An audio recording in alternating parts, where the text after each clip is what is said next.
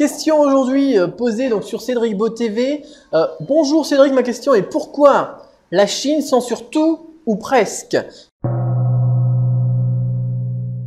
Il n'y a pas de liberté d'expression là-bas? Question qui m'est posée par Rachel. Alors, c'est une question amusante parce que j'étais en train de regarder ce matin justement, il y a des choses qui se passent en France comme l'emprisonnement d'une personne qui a mis une pancarte s'opposant à la politique française, comme la dernière fois où un journaliste s'était fait virer d'une chaîne de télévision parce qu'il avait tenu des propos qui n'avaient pas été acceptés par le gouvernement. Et aujourd'hui, je tombe sur cette question, pourquoi est-ce que la Chine censure tout ou presque? Alors, il faut savoir que la Chine ne censure pas tout. La Chine a des lois et elle les applique. Voilà, elle a une manière de penser et elle la diffuse par ses médias, par les moyens qui sont à sa disposition, que ce soit des affiches dans la rue, que ce soit des reportages télévisés ou les journaux. Mais en fait, on a exactement la même chose en France, sauf qu'en Chine, on a quelque chose qui s'appelle précisément, je sais plus, contrôle de je sais plus quoi, des productions, enfin bon, etc.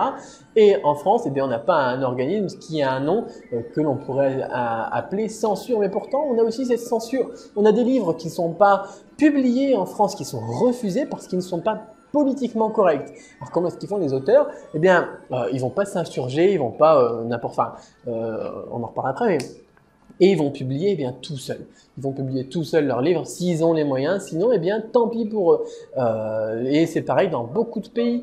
Si, par exemple, je sais pas moi, dans telle chaîne de télévision, alors je vais pas toutes les citer, mais pendant une époque, si vous n'aviez pas votre carte de tel parti politique, vous n'étiez pas publié sur telle chaîne. Si ça, c'est pas de la censure et si c'est pas contraire à la liberté d'expression, je sais pas moi, on a des chaînes d'État qui publient des images subliminales.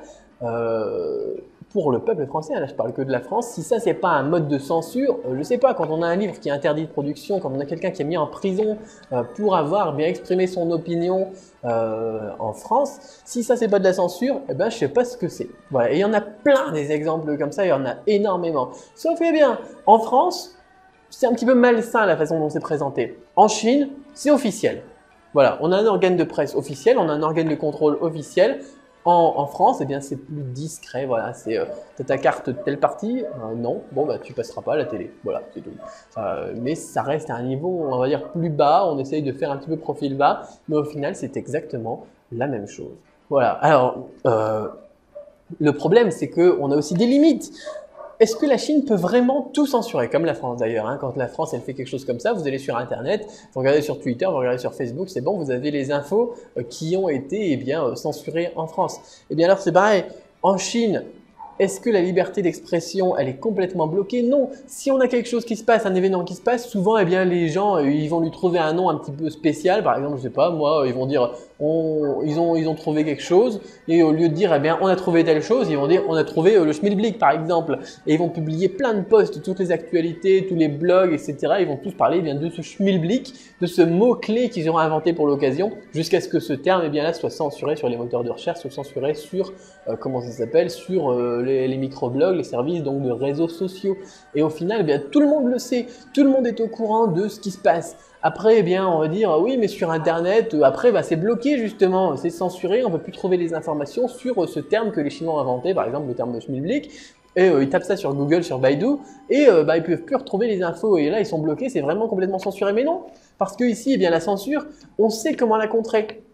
C'est-à-dire que sur Internet, si vous avez une IP chinoise et que vous voulez rechercher tel terme sur Google ou sur Baidu, vous allez avoir une page qui va vous afficher un message d'erreur. Sauf que la plupart des Chinois, ils savent ça.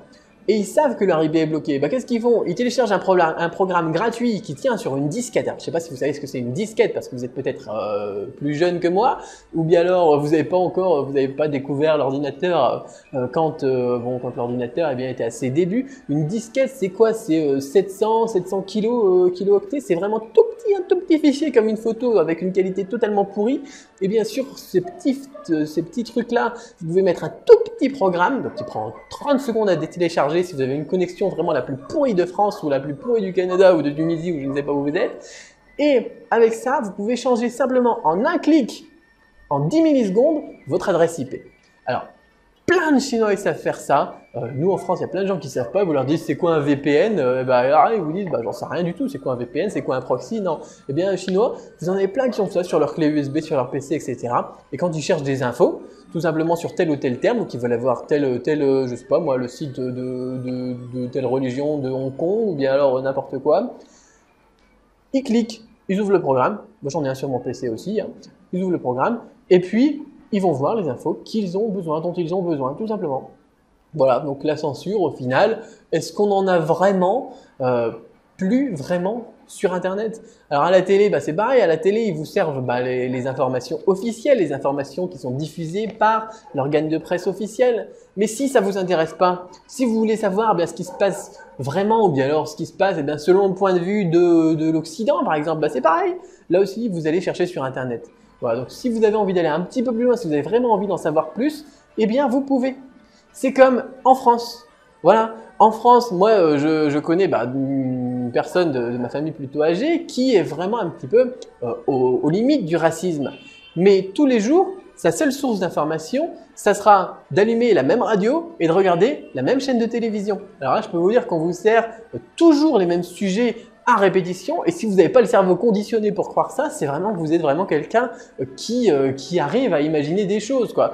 Si vous n'avez qu'une seule source d'information, c'est comme les choses que vous mangez, quoi. Si vous mangez toujours la même chose, eh bien votre corps il va s'adapter à ça, il va répondre de la façon adaptée à ça. Si vous mangez toujours de la viande, vous allez avoir des problèmes.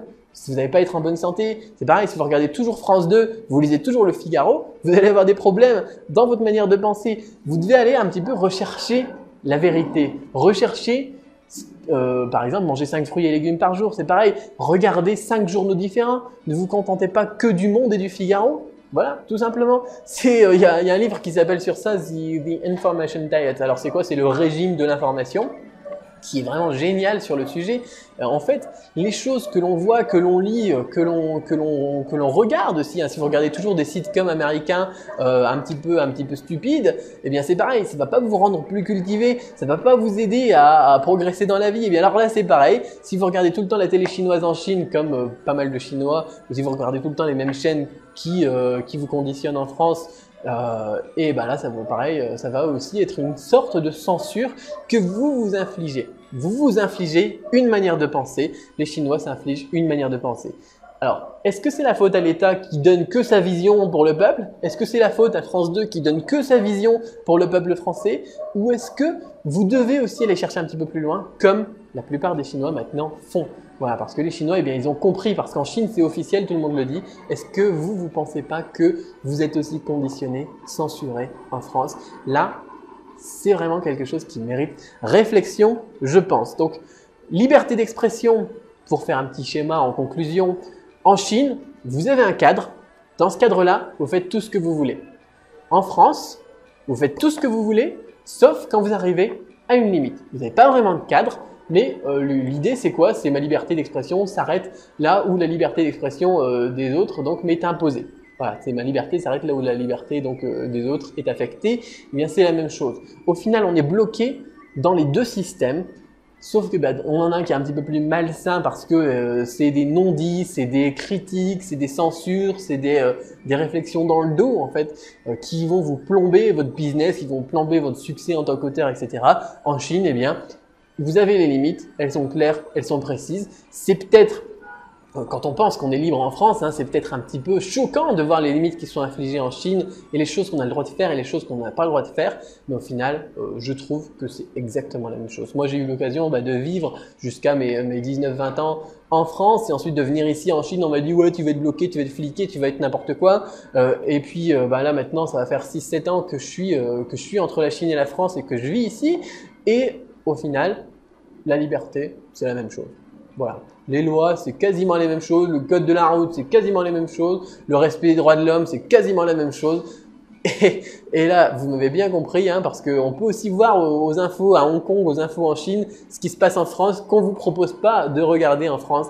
C'est vraiment, voilà, allez regarder un petit peu des deux côtés, faites-vous votre propre opinion, et puis on en reparle dans une prochaine vidéo, pourquoi pas. Voilà, j'espère que j'ai été assez clair, mais c'est vrai que le sujet, je l'ai un petit peu confondu avec tout ce que j'ai pu voir justement aujourd'hui avant qu'on me pose cette question. Et je pense que la réflexion doit aller un petit peu plus loin que juste en Chine, il n'y a pas de liberté d'expression. Voilà, on va un petit peu plus loin. La Chine ne censure pas tout, ne peut pas censurer tout d'ailleurs techniquement, à moins de couper Internet et puis de faire un système, on va dire, comme ce qu'il pourrait y avoir en Corée du Nord. Et est-ce que, eh bien, on a de la censure